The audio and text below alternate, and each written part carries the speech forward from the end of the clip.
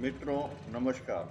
हाल ही में लोकसभा में जो पेंशन के संबंध में विधेयक लाया गया है, वो यदि लागू होता है तो आपकी पेंशन पे क्या प्रभाव पड़ेगा जानते हो? आपकी पेंशन पे ये प्रभाव पड़ेगा कि जो पेंशन आप ले रहे हैं उसका लाभ 8वें वेतन आयोग के अनुसार, यानी आपके वेतन के अनुसार उस पेंशन का निर्धारण नहीं किया जाएगा। आज से पहले जब भी वेतन में संशोधन हुआ है तो उसके साथ साथ पेंशन का भी संशोधन इस आधार पर किया गया है कि कर्मचारी सेवानिवृत्ति के समय जो अंतिम वेतन ले रहा था वो संशोधित वेतनमान के अनुसार उसका वेतन कितना होगा और उसके अनुसार पेंशन का निर्धारण कितना होता है, इसके आधार पर पेंशन का निर्धारण किया जाता था।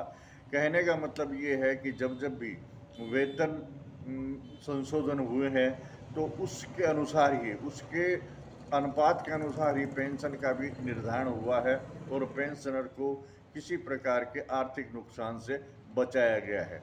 लेकिन ये जो विधेयक लाया जा रहा है इसमें 8वें वेतनमान यानी 31/12/2025 तक जो कर्मचारी सेवानिवृत्त होंगे उनको और 8वें वेतनमान का लाभ नहीं दिया जाएगा, ऐसा बताया जा रहा है।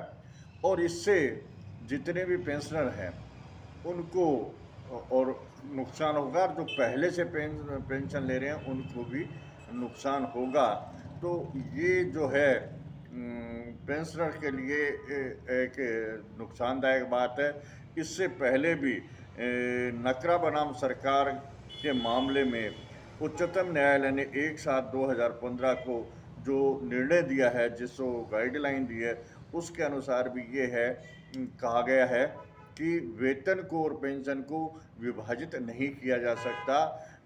जो पेंशन है वो वेतन का ही एक स्वरूप है।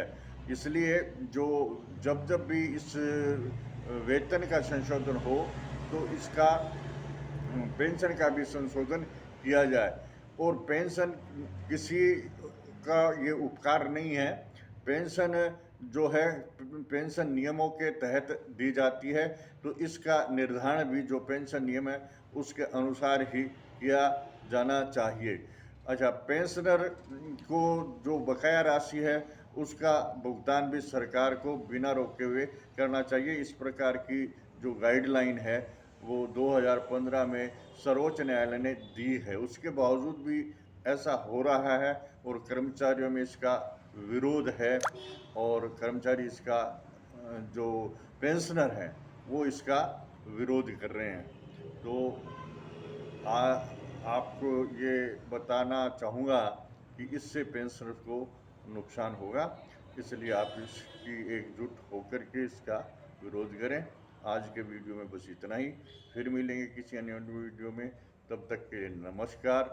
मेरा ये वीडियो अच्छा लगा तो लाइक और सब्सक्राइब करने का कष्ट करें। धन्यवाद।